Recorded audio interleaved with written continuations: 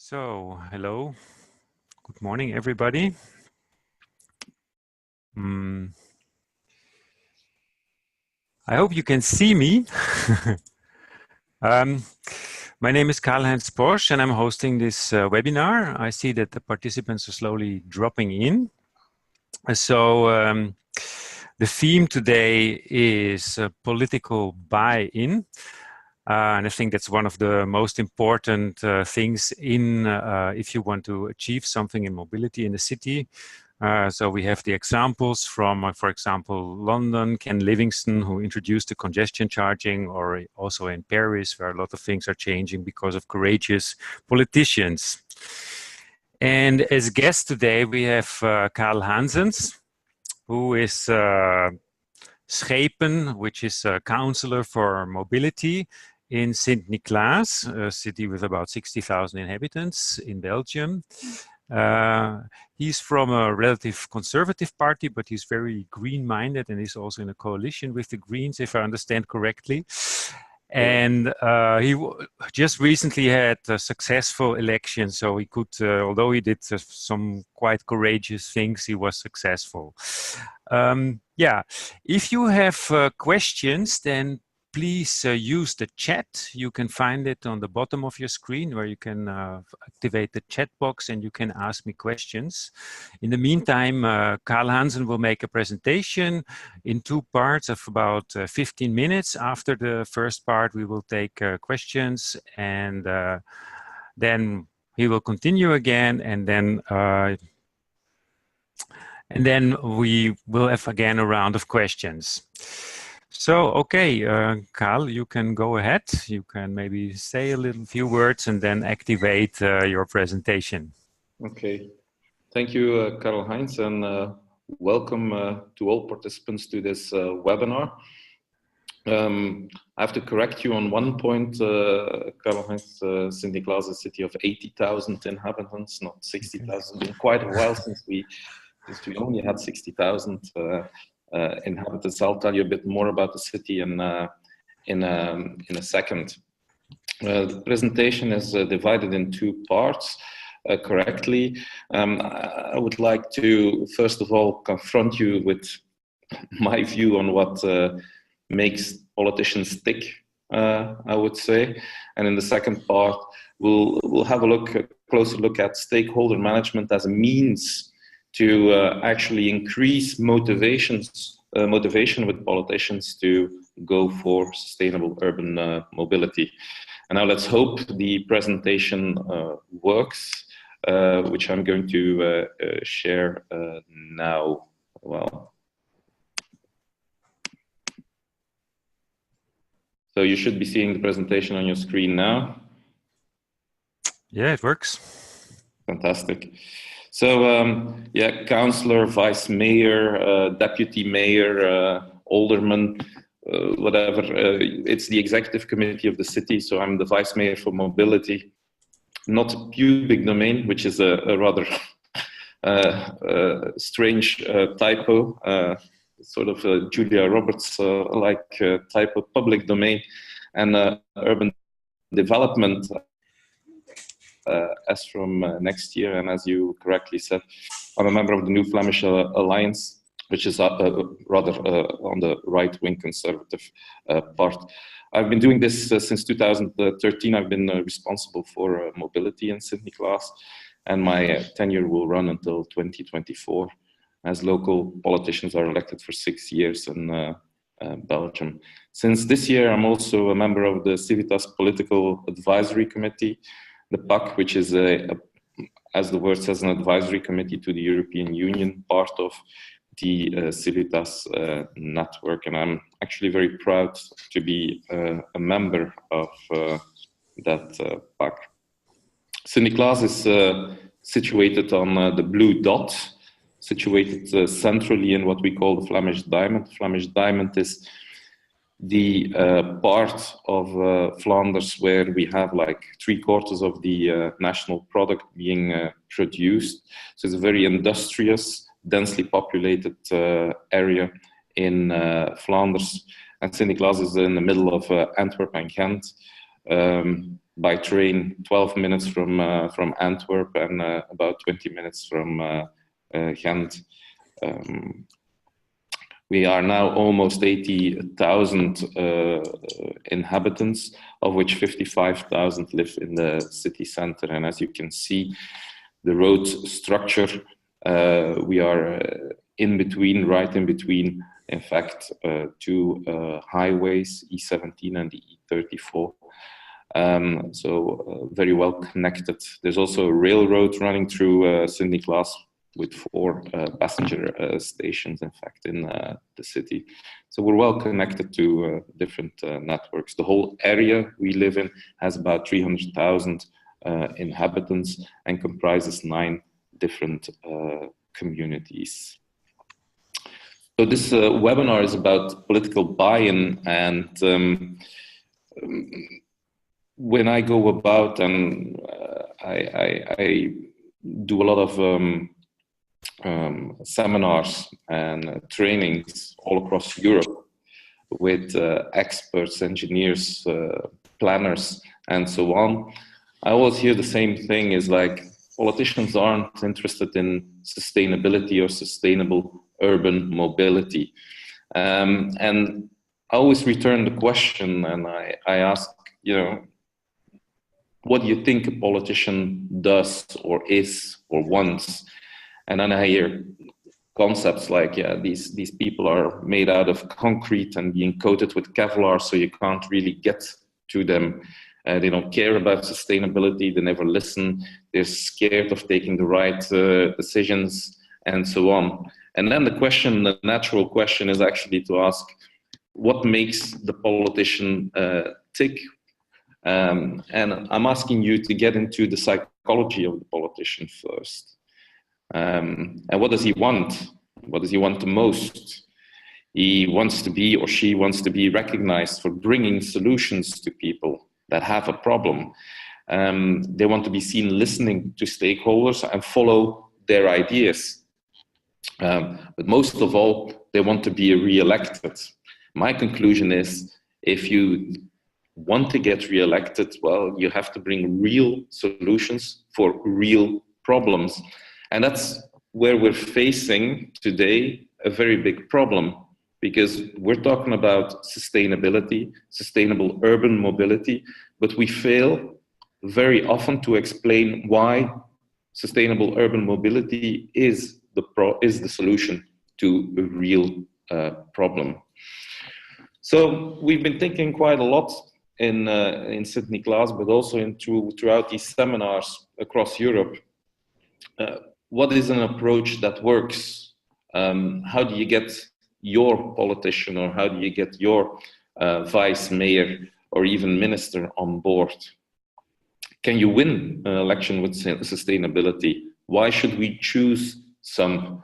And then we come down to the key part is what is the story the politician needs to bring or wants to bring, so that he can get re-elected, so that he can get the recognition for solving people's problems, even if he is convinced of the fact that sustainable urban mobility is the way to go.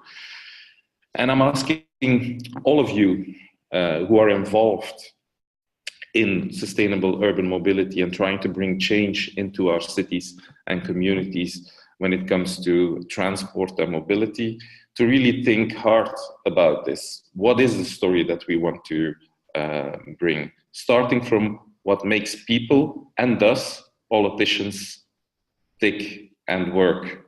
So we need to identify those areas that people are concerned about.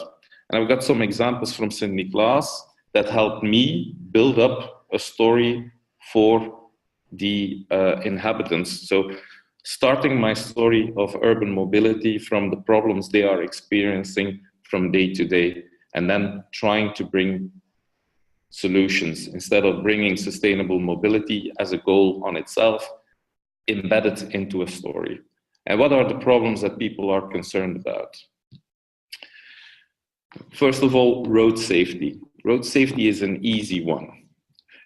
On this table, you see the numbers of accidents with wounded and injured in Sint-Niklaas.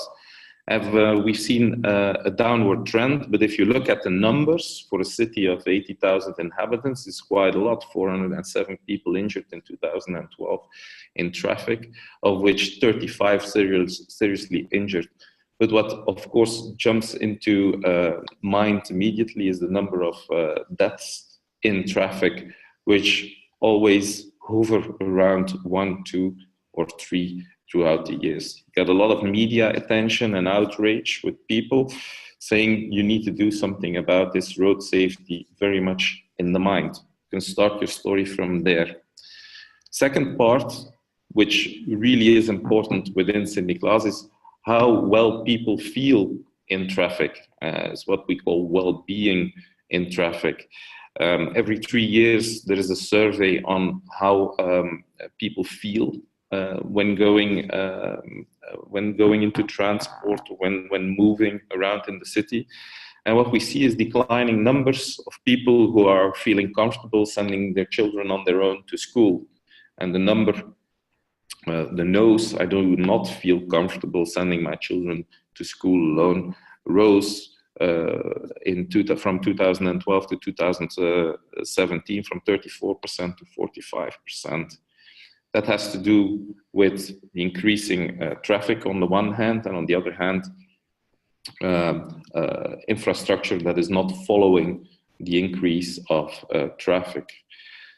Third part, very much in the minds today and very also very mediatized today, is air quality. On the map, you see a map on the screen. You see a map of Sint-Niklaas and the results of the air quality measuring that we've done last year, and where you see that in the green there are areas where the air is not polluted at all.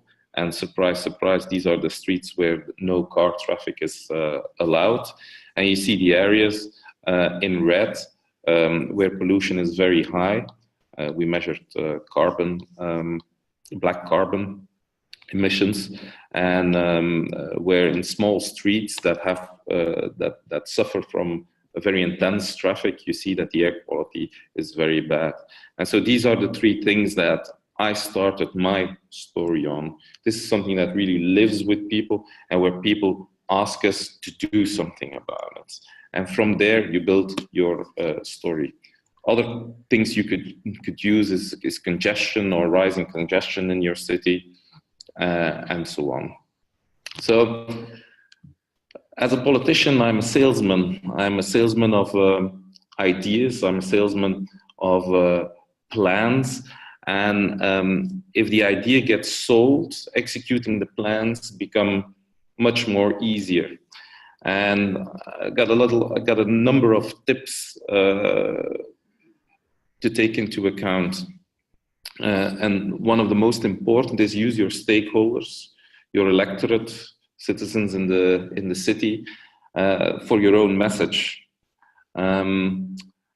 People who are very vocal and who come out wanting to address or wanting you to address a problem can also be very useful. They're not a nuisance.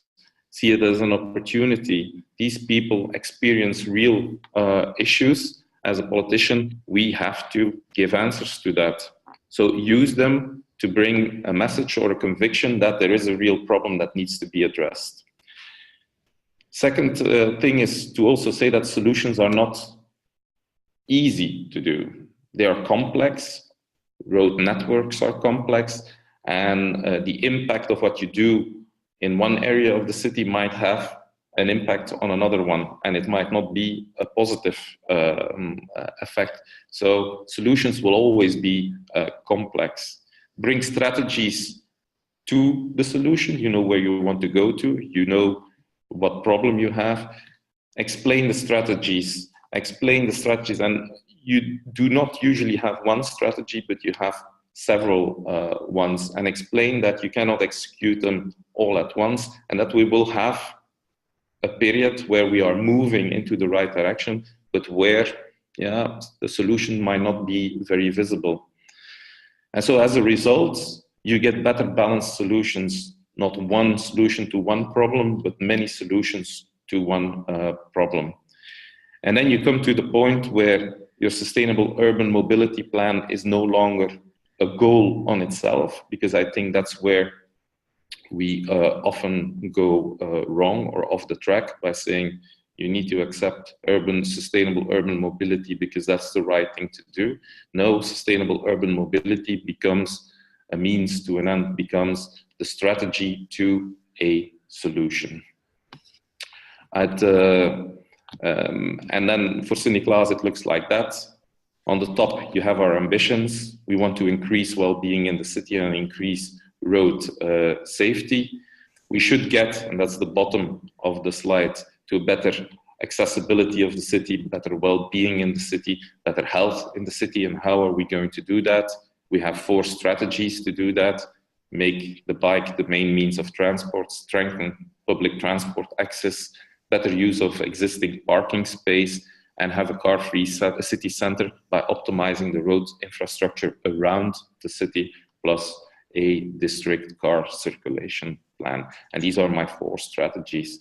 And then going out, explaining to people, I'm asking them always, do you agree that we need to increase road safety? Do you agree we need to increase the well-being in the city? There's nobody's going to say no to that. Do you think that a mobility plan should address accessibility and reachability, the ability to get into the city, and better health? They will not argue with that. Well, we'll have to do a number of things, moving the city out of where we are now into a new era by changing the way we look at transport, and that will give us the results that we need. And that's my story that I used to go out to the people. I think one thing that is not on the slides, but which I think is incredibly important, is that as a politician, you yourself bring these solutions to the people as your own ideas. I'm not letting my experts and engineers or city planners explain this for me. I will explain this myself to the people in town hall meetings, in webinars, in the press, and so on, so that people can put a face to the solution, and the politician should not hide between experts or behind experts, rather, to explain this message, because then it becomes a bit people will shoot the expert instead of the politician. Not a good place to be in. That's the end of my first part. So, Karl-Heinz, back to you. Okay, so thank you for this interesting first part of the presentation. So far, I don't have any questions from the audience. So please, if you have a question, then type it in. But I have some questions myself. So one thing, let's see, maybe we switch back that we have the faces. Okay.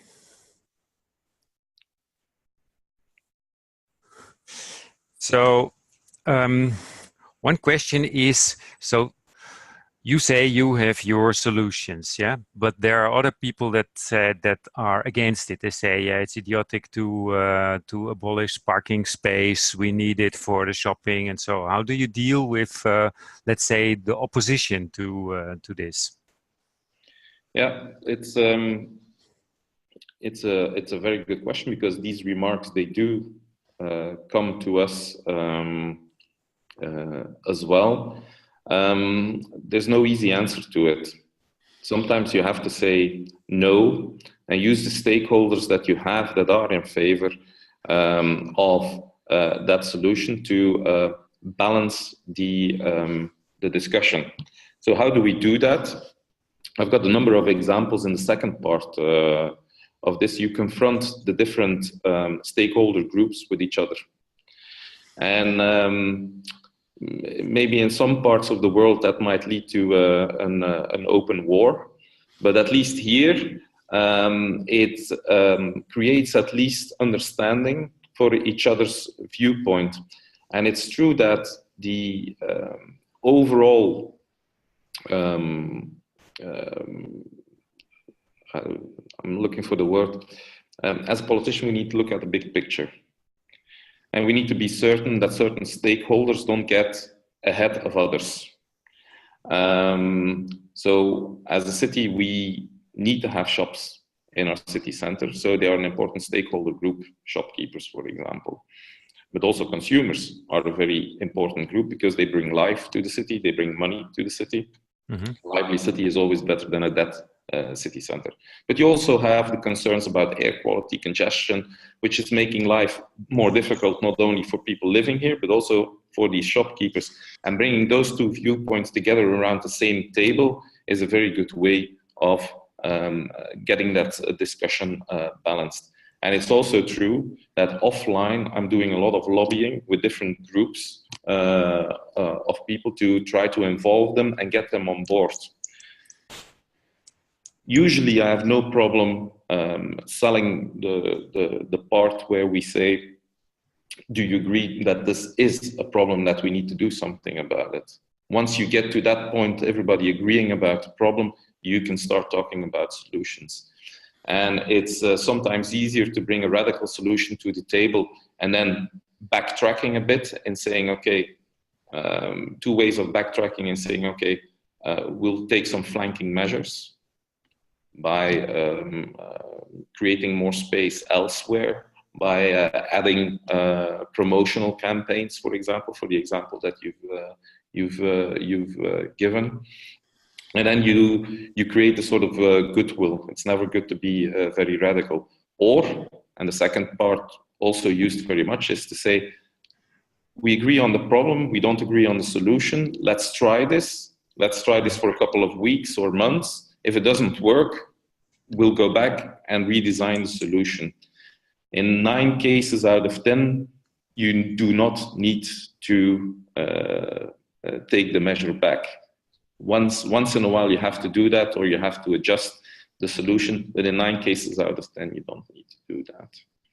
We had the case in 2013, in the beginning of my tenure, the most difficult part of the last 6 years, when we had to redesign the shopping street.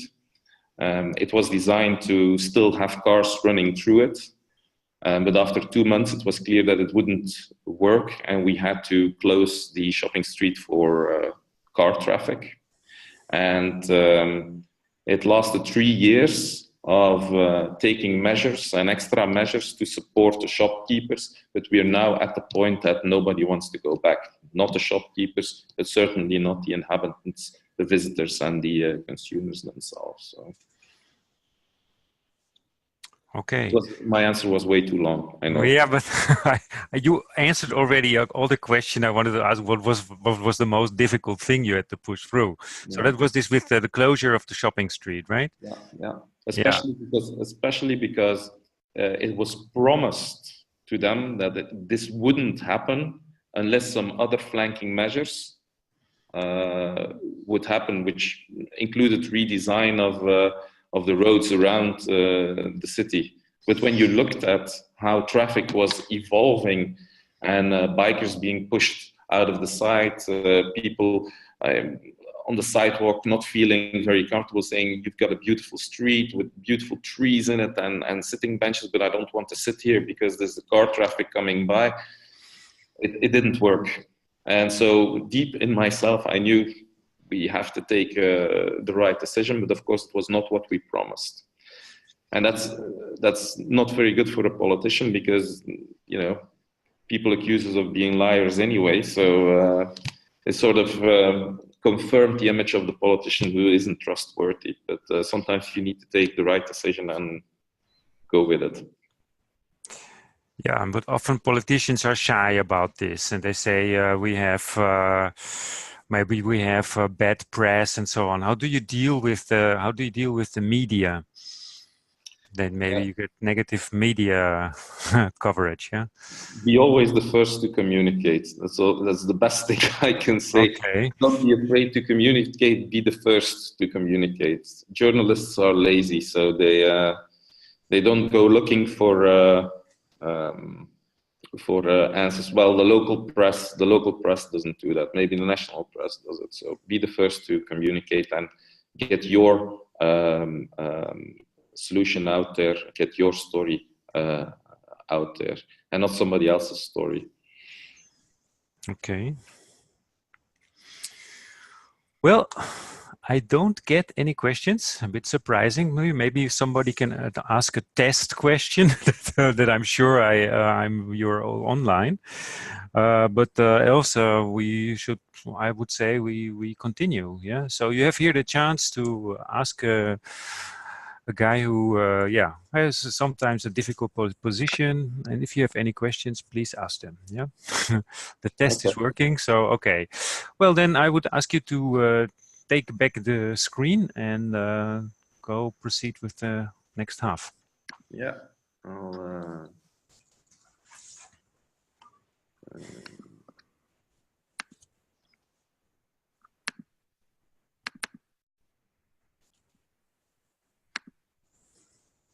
Can you see the presentation?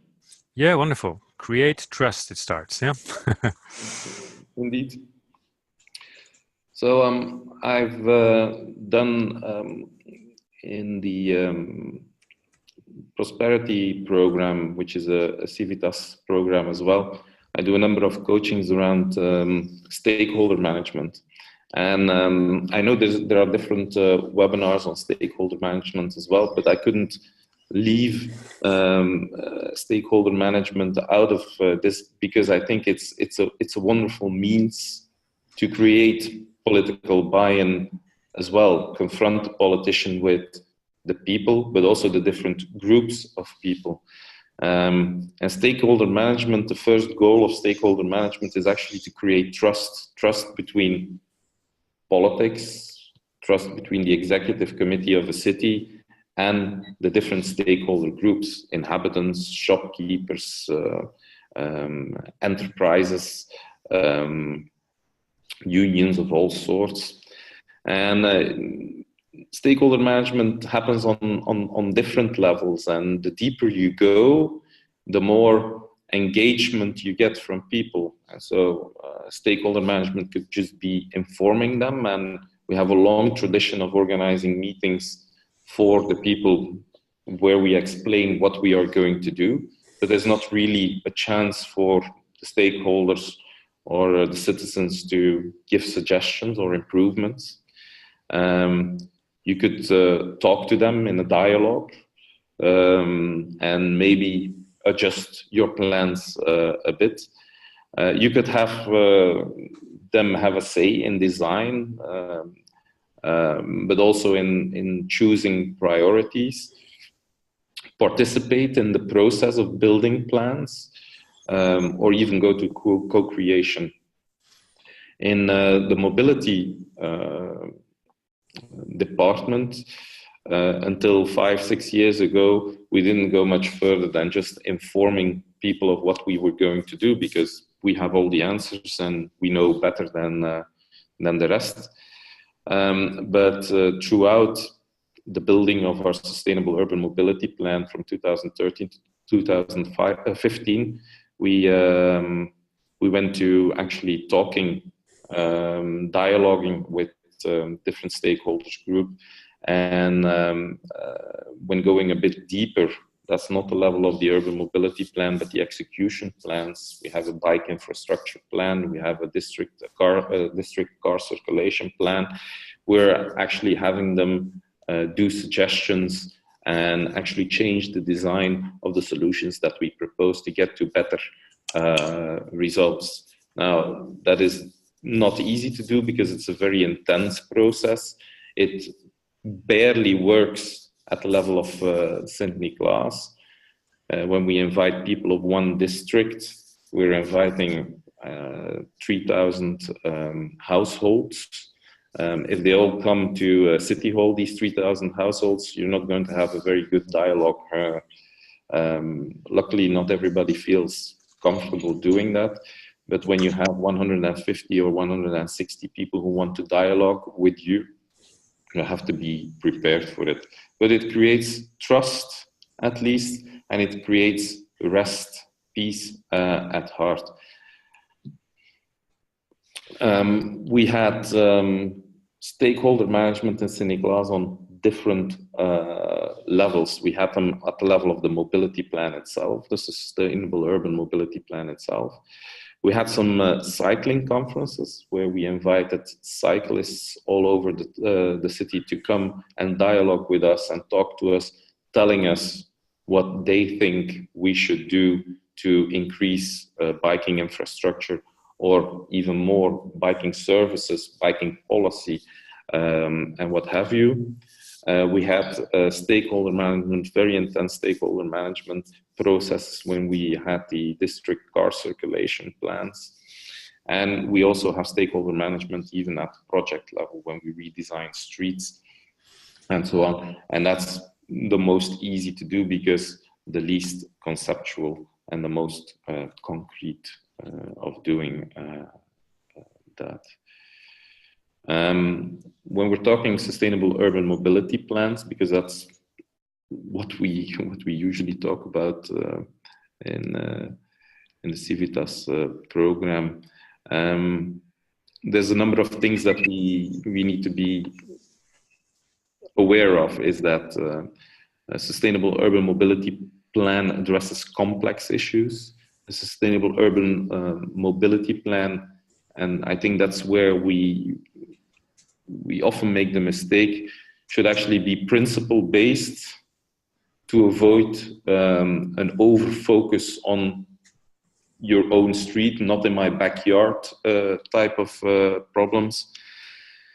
And the goals of the stakeholder management when you do a sustainable urban mobility plan is actually to get agreement, in my view, to get agreement on what is the actual problem, agree that the problem is complex, but it also requires complex solutions, agree that there is a need for change, and agree on the strategy to actually get from the problem to the wanted situation. Once you finish the program, once you get to that moment where everybody agrees on the problems, complexities, the need for change and the strategies, you need to be very tough and say, okay, this is what we've decided, this is the result of the process, you are convinced, I am convinced. Once agreed, we should not go back to those problems, complexity, need for change strategies, until you're at a certain point that you need to reevaluate what you are doing. And for me, that is the goal of stakeholder management when designing an urban mobility plan. But I'm also advocating that urban mobility plans shouldn't go in too much detail, because you will get that NIMBY effect. You will have that over-focus on the own neighborhood. So how did we do it? During 4 months, from October 2014 until February 2015, with a short PowerPoint presentation. Well, for a politician short, it was about 50 slides. So I guess it was not very short, but for a politician, pretty short. Presented by myself. I went to do 24 citywide sort of town hall meetings, consulted a lot of advisory boards, senior advisory board, agricultural advisory board, youth council, the environmental advisory council. We've got a lot of them. Went to schools, bars, restaurants, shopkeepers, meetings with the prosecutor, police, firemen, and also did a couple of public hearings for people who do not fit within the whole framework, city town hall meetings, where we just invited everybody to come.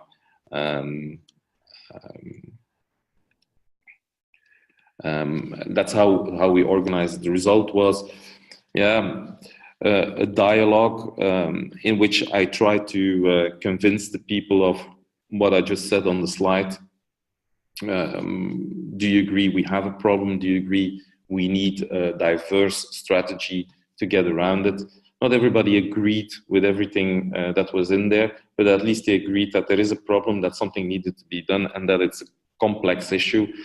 And as we didn't have very detailed plans on how we were going to do a car circulation, for example, in the city, or didn't put any priorities yet on where what biking infrastructure needed to be addressed first, people said, okay, we'll come back to you.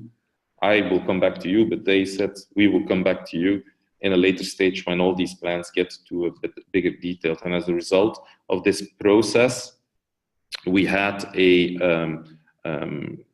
we played a process where we could say we've consulted a lot of people, we consulted a lot of different stakeholders, we got a lot of remarks, because it took us quite a while to actually address the questions and remarks being made, but at least you have a plan that has been reviewed, that has been adapted also in certain parts, and that has led to an approval in the City Council, 33 votes in favor, against 2 against, and 5 abstentions. So also the opposition voted in favor of this plan.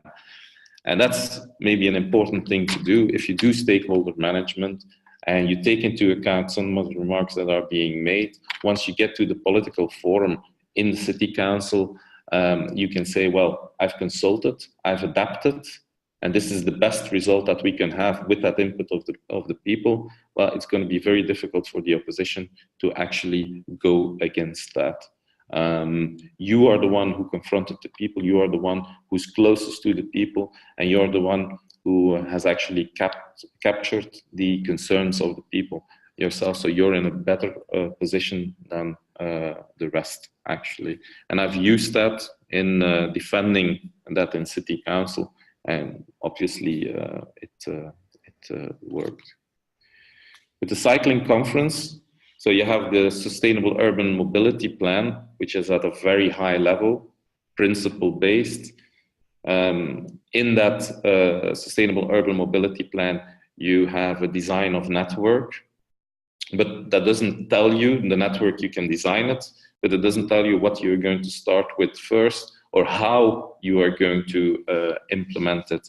And so remember, biking or making the bike the most obvious means of transport in the city was one of those 4 strategies to come to our ambitions.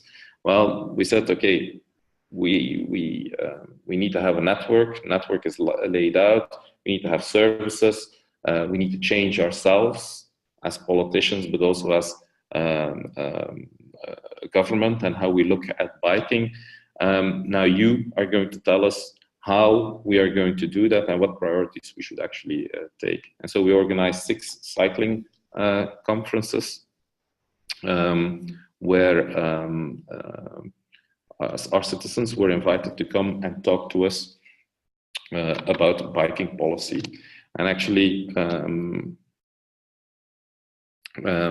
this cycling plan is actually devised, I could really say, together with the cyclists themselves. And these cycling conferences gave us insight in bottlenecks, but also in the priorities that we should actually apply.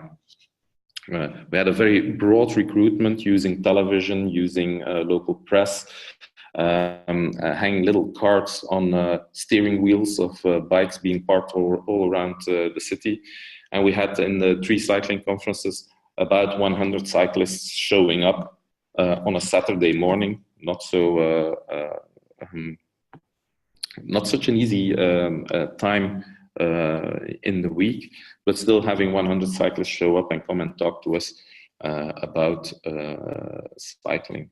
And in the first cycling conference, we had just about 10 themes that we put up, 10 controversial statements, and in small workshops of 20 to 25 people, we asked them to put suggestions up. For example, one of the controversial statements was, should we give up parking space, cars parking space, to put in biking parking space?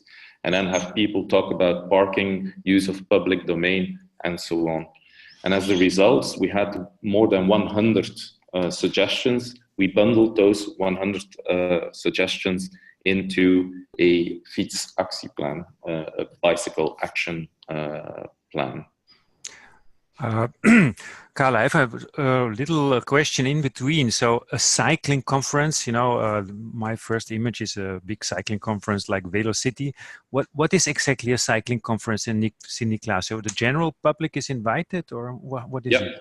So the general public is invited through, you've got the Cyclists Union, with whom we have a very close relationship. They are involved in all big and small problems. We ask their advice, but we wanted to go broader than that. We wanted to have also the not organized cyclists to give us some input. We wanted also a better geographical dispersion of people. We want to have people from all over the city. And so we had the television ads run. We had the use of social media to invite people to come and talk to us. We used the press to invite them because it was a pretty new thing. Come and talk with us in a sort of conference to talk about biking. And we had this sort of physical cards, invitation cards. We hung them around the steering wheels of the bikes who were parked around the city, so people had actually a direct personal invitation to come. They had to enroll up front, which is of course a sort of an obstacle, a small obstacle, and more than 100 people enrolled for the first cycling conference, and we had a very good diverse public, in fact, in age, in geographical spread, and also the type of bikes they used. They come together here in City Hall, and we divided them up in smaller groups of, well, we had a plenary part where we explained what is the goal of what we're going to do, what have we done, what is in the mobility plan about biking, and what is the goal of these conferences. And then we split them up in smaller groups of 20 people, sit them around the table and have them use post-its, flip charts and so on to openly talk around 10 themes of biking in the city. And that we had a moderator, we had a secretary sitting around the table, and that secretary then had to make a summary of all suggestions being done. All these summaries bundled together came into a bicycle action plan. So that's the setup of a cycling conference. That was the result of the first cycling conference. And then we went on to do, what are we going to do? Because this is just a list of 100 ideas. You're going to go a bit further. So we put those 100 ideas again on the board for a second cycling conference and had them decide where do you need to concentrate the most on. And we did that on a very simple way with little dots that people had to put next to the actions that are, to them, the most important ones. Not surprisingly, the result of the second cycling conference indicated that we had to close the infrastructure for bikers, for example, and actually had to invest, especially in the missing links in the biking network. And as a result of that, we had an engineering desk to actually analyze our bike infrastructure and present it with the goal to actually, on the one hand, make an inventory of what needed to be improved, and on the other hand, also a set of solutions, propose a set of solutions. And our third cycling conference, of which you see a picture there, depicted all these weak points on our main cycling routes with some suggestions of solutions. And we had the people in small working groups again match the solutions with the issues. And it looks a bit like this. So the engineering desk actually analyzed the route, and the route you see on the top of the screen, type of material that is being used, either small cobblestones, asphalt, concrete, how wide it is, what is the different problems, and what are the different solutions. Safety while crossing other roads. When it's red, it's not so good. When it's green, it's okay. And then the type of road. Are you mixed with normal traffic, or is there a separate biking lane? Type of solutions that are being presented. So this indicates all the problems, and the type of solutions that are being proposed. And then we had to match them in a matrix. And as a result of that, we had a list of priorities. So we really gave it into the hands of the cyclists themselves. And we have 75 priority list, which we are finishing actually now. So final assessment is a method that works, but it involves a lot of work. But very grateful as a politician to do, because nobody can actually, by using this process, can complain or tell you that you're doing things that are out of this world, or which are not accepted by the citizens of your city. But it's a lot of work. And the time that we took was 18 months. So you have to take into account, if you really want to do this very well, it's going to take time before you come to the end. And politicians are not the most patient people, I know, but this method at least brings a result that everybody accepts and is not, well, open to political controversy, I would say.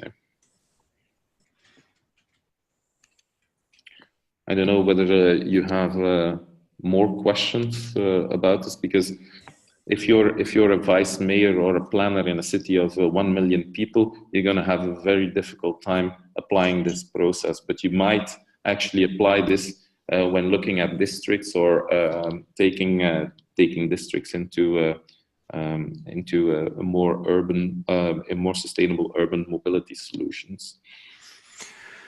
Yeah. Well, thank you, Carl.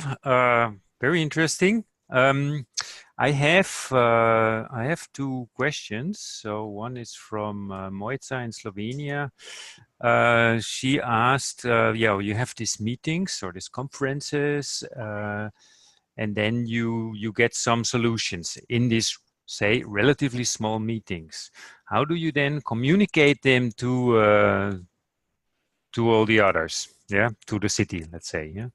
Yeah, well, it's actually a very good question on which I do not have yet the good answer, because it's one of my frustrations a bit. You've got different layers of communication. First of all, the results of the different conferences were, of course, communicated to those participating in those conferences, and you expect those people, but also the Cyclist Union, for example, to take that out. So in all the participation process, stakeholder meetings or stakeholder processes, we know who comes to those meetings. They leave their mail addresses. We mail the results back to the different people. It's not so difficult to do. That's very small. Second of all, you use social media, press, and so on with a small summary text to explain what the results of those stakeholder processes are. When you start your change, you need to communicate back, and that's where usually it's lacking, because although we all are very involved in this and think that everybody, well, and think that what we are saying makes sense, and we're all doing a lot of effort to communicate outside of City Hall, we have to realize that we are reaching only 30% of the population. That's what I see from day to day. And we surprise ourselves, even after all these efforts that we're doing via social media, city television, the press, that still a lot of people don't know what you're doing or understand in what context it happens. And then it comes to, in the last year, we've spent a lot of money in communicating on the street. I mean, and you can take that very literally. We put enormous signs everywhere where we just change a small thing. We put enormous signs explaining what we're doing with a good slogan. Today, there's on one of the most busy crossroads of the city. They're working, so it's hell now in Sint-Niklaas. Well, on the north side of Sint-Niklaas, where I live. We put huge signs now. The city is working for your biking comfort and safety. And we put a URL on the bottom, Sint-Niklaas.be/bikes, fietst bikes, execution of the cycling action plan. And by repeating that, and putting that clearly in view, people make the link between, they're working here, it sort of fits within a bigger context. And now we're seeing that people know the cycling plan because they're seeing this work being done, and there's a direct link to an action plan, because it's put there on the board that there is an action plan. But it's hard work. It's hard work. Even if you put a letter in every letterbox, which we often do, you realize that half the people don't know what's happening in their street or around them, or why it is happening. We're trying to add that message in and repeating the same thing all over again, but it's continuous work. Okay. Yeah. I have some specific questions about buy-in. Yeah. So, because let's say, a group comes to you and wants something changed in a street. They want, let's say, they have more trees or more living street or a play street, and it's not in your budget or so. What helps to convince you, and maybe what puts you off? Yeah. It's a difficult question. Well, of course, it happens. These things. Tough.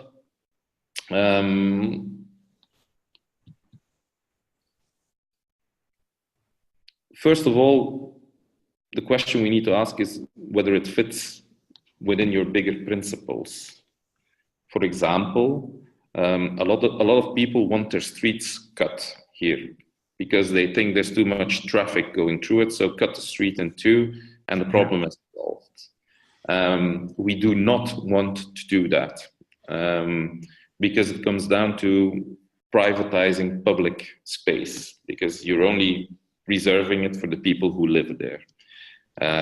When you've designed it like that, it's okay. When it's not designed, it doesn't fit in any principle that we would accept or that we would find acceptable. And then you have to be very careful. And then you have to not be very careful. You have to be very clear about it. We're not going to do that. Simply. So I'm telling the people that. Of course, these people experience a problem because otherwise they wouldn't be asking for it. And we're trying to objectivize the problem. If they're saying there's too much traffic going through, well, let's measure it. Let's see whether there's too much traffic. And even if there is a lot of traffic going through, what is the problem that you're experiencing? But you're addressing it from the point of the technical. You say, okay, does it fit or not or so? But let's say, these people, they know, they want to convince you, and I would just want to have sort of impression what is good to convince you and what is not so good. Yeah. So you say, they should look at the SUMP if it's in there or not. Yeah. But I think that people often come with a wrong idea, that they think, we have the arguments, but maybe they have to tell you another story. I don't know. You know what I mean? Yeah. Yeah, true. And but it always comes back to why are you asking what you are asking, and that's what I'm trying to get to. Because the solution that you're bringing might not be the solution of the problem you're experiencing. And so my start of the story of get to know the problem, then give the solution, it also works in the other way. We're trying to go for sustainable urban mobility because it is sustainable. We know that we need to do that. We need to have a longer horizon than tomorrow or the day after tomorrow. No, we need to look much further. That's what sustainable means. And you need to convince people that those solutions are the best solutions for their problems, but it works also the other way around. You bring a solution, bring more green and more space, and my children should be able to play on the streets. And then I'm saying, yeah, but why? Maybe there's a lack of public space in the area and we need to address that. And I'm not going to do that purely from my mobility point of view. I'm going to ask the councillor responsible for youth and the councillor responsible for public domain to help me do that. Of course, now I cannot do that anymore because I'm both. So but that brings me to a question that came from Robert. That is when sometimes you need the cooperation of your colleagues in the council from the other departments like health or youth, or maybe you need extra budget or whatever. How do you convince them? Yeah, well, we were lucky, and lucky or really visionary. I'll leave it up to the public to decide that. But in the period 2012-2014, we've rewritten all strategic plans, including the structure plan, the planning context of Sint-Niklaas. We also have a green plan. We also have a play plan. We have the mobility plan. We have the public domain, how to install public domain, and we've written all of these things at the same time. So it's been a group work, to be honest, of all the politicians in the coalition, and they were coordinated from the same planning department, and we all came to the same conclusion. So the solutions being added to the table, we've designed them all together, to be honest. Now, of course, when it comes to implementing those solutions, it comes down to a money question very often, and that's where the discussion lies. And to be honest, very little discussion on the content itself, just a discussion on what are we going to do first. And so we have a double-layered solution matrix, I would say. It's not a matrix, just the decision. We have some tactical means.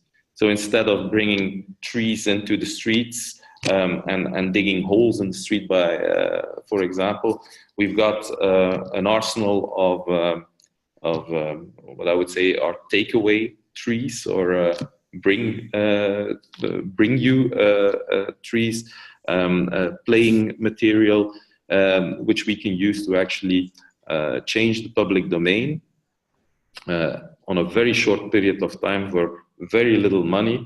And then if you add the story that, well, let's try something new here and let's see whether it works. If it doesn't work in 3 months or in 6 months, we'll reverse it. Ideal situation to actually prepare people for a new context, new solutions, new experience in their street. And it's good to build on that to actually change public domain and change the way people think about mobility. And so it's a sort of tactical way of getting things done quickly for almost no money. Okay. So I don't see any more questions. I have one final question for so you have it looks to me like you have a fantastic communication strategy in principle, yeah? But how do you, how is the team that works for you? How is it, I mean, I think a lot of them will be engineers. They are not so, maybe not so used to communicating? How do you work with this team, or do you engage someone from the outside? Yeah, it's both, and it's very difficult because my engineers or my planners, they are content-wise very strong, but I found that I need to be very involved practically and operationally as well, and especially in the part of the communication, I have to slow them down sometimes a bit, or add in an extra step before implementing solutions.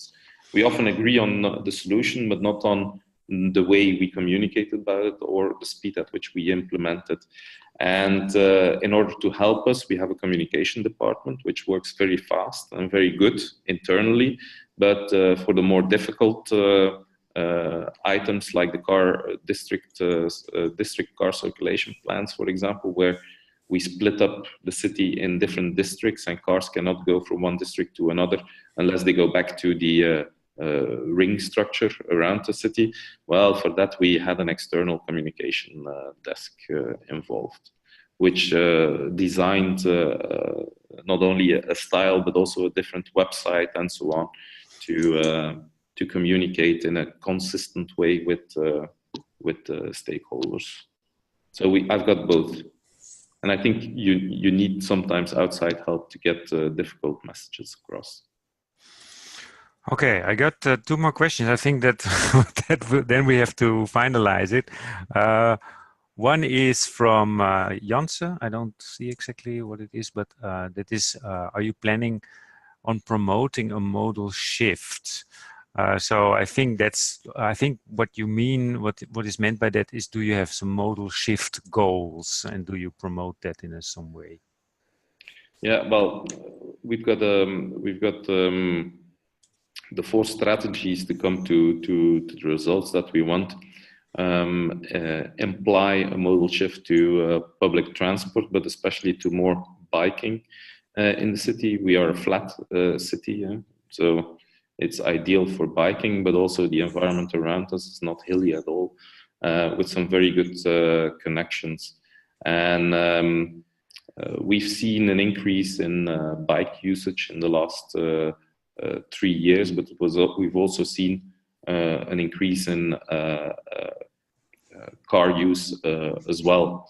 That has not gone to the detriment of any other means, but it just means that people are much more flexible in choosing their means of transport.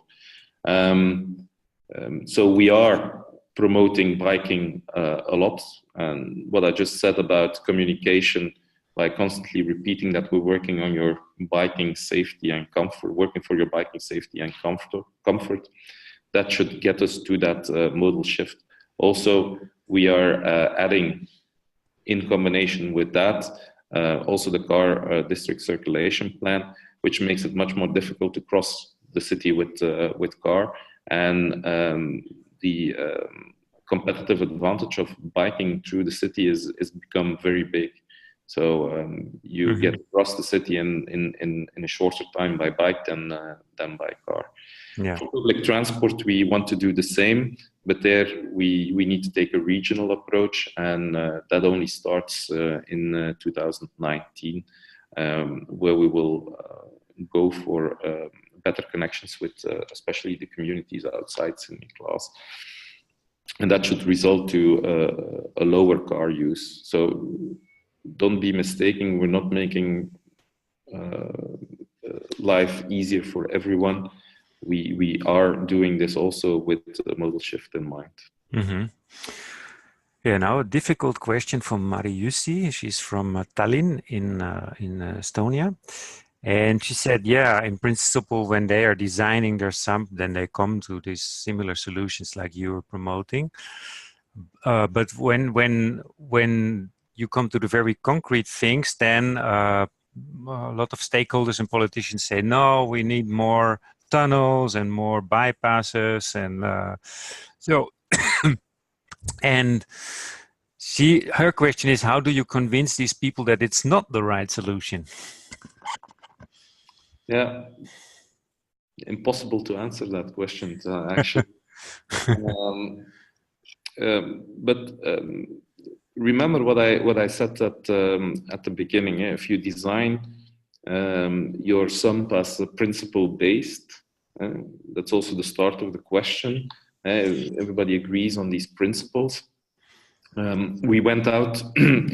What did we say about car circulation, for example? We said, if you don't need to be in the city, you need to drive around the city, not straight through the city.